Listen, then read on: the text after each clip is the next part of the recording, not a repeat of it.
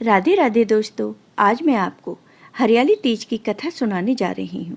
अगर आपको ये कथा पसंद आए तो कमेंट बॉक्स में भगवान शिव और माँ पार्वती की जय अवश्य लिखिए। साथ ही अगर आप मेरे चैनल पर नए हैं तो मेरे चैनल को सब्सक्राइब कीजिए और बेल आइकॉन पर क्लिक जरूर कीजिए, जिससे हमारे वीडियो के नोटिफिकेशन आपको मिलते रहें। सावन माह की शुक्ल पक्ष की तृतीय तिथि को हरियाली तीज मनाई जाती है। ये तिथि सुहागिन महिलाओं के लिए बेहद खास होती है।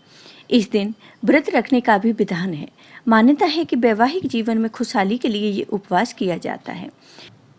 इस दिन पूजा पाठ और व्रत रखने से सौभाग्यवती भव का आशीर्वाद प्राप्त होता है। वहीं कुंवारी कन्याएं भी योग्य वर की प्राप्ति के लिए ये व्रत करती हैं। हरियाली तीज पर भगवान शिव और देवी पार्वती जी की पूजा करने का विधान है। मान्यता है कि जो भी महिला इस दिन शिव पार्वती की जोड़ी की पूजा करती हैं, उसके जीवन में हमेशा सुख समृद्धि बनी रहती है। इस व्रत में पूजा के साथ साथ कथा सुनने का भी विधान है।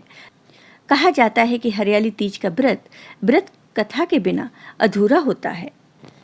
अब सुनिए हरियाली तीज की ये कथा। हिंदू धर्म में हरियाली तीज के व्रत को अधिक महत्वपूर्ण माना जाता है। इस दिन व्रत रखने से जीवन में खुशियां बनी रहती हैं।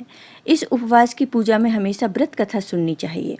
हरियाली तीज व्रत की कथा को लेकर ऐसा कहा जाता है कि एक बार भगवान शिव देवी पार्वती को उनके पूर्व जन्म की याद दिलाते हुए उन्हें कहते हैं कि हे पार्वती, तुमने मुझे पति रूप में पाने के लिए कई वर्षों तक कठोर तप किया।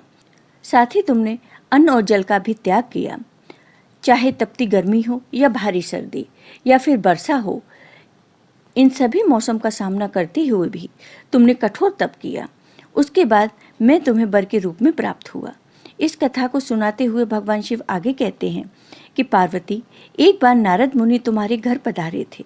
तुम्हारे घर जाने के बाद उन्होंने तुम्हारे पिता से कहा कि मैं विष्णु जी के भेजने पर यहाँ आया हूँ।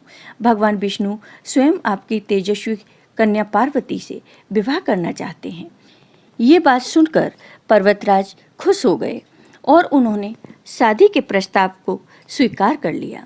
फिर ये खबर जब तुम्हारे पिताजी ने तुम्हें बताई तो तुम दुखी हो गई।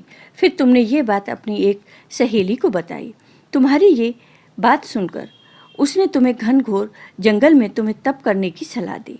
फिर अपनी सखी की बात मानकर तुम मुझे पति रूप में प्राप्त करने के लिए जंगल में एक गुफा के अंदर रेत की शिवलिंग बनाकर तप करने में लीन हो गई। इस दौरान तुम्हारे पिता पर्वतराज ने पूरी धरती और पाताल पर तुम्हारी खोज की, लेकिन तुम उन्हें नहीं मिली। दूसरी ओर तुम गुफा में सच्चे मन से तप करने में लगी रही। फिर सावन मास की शुक्ल पक्ष की तृतीय तिथि पर प्रसन्न होकर मैंने तुम्हें दर्शन दिए। तुम्हें दर्शन देने के बाद तुम्हारी मनोकामना को पूर्ण करने का वचन देते हुए तुम्हें पत्नी के रूप में स्वीकार कर लिया। इसके बाद तुम्हारे पिता भी ढूंढते हुए गुफा तक पहुंच गए। तुमने अपने पिताजी से कहा कि मैं आपके साथ तभी चलूंगी जब आप मेरा विवाह शिवजी के साथ कराएंगे। तुम्हारी कठोर तपस्या और हट के आगे तुम्हारे पिताजी की एक न चली। उन्होंने ये विवाह करवाने के लिए हामी भर दी। कथा को सुनाते हुए भगवान शिव ने कहा, श्रावण तीज के दिन तुम्हारी इच्छा पूरी हुई और तुम्हारे कठोर तप की वजह से ही हमारा विवाह संभव हो सका। तभी से ऐसी मान्यता है कि जो भी महिला श्रावणी तीज पर व्रत रखती है, उसके वैवाहिक जीवन के सारे संकट दूर हो जाते हैं, साथ ही सभी मनोकामनाएं पूरी होती हैं। जय हो भगवान शिव की, जय हो माता पार्वती की।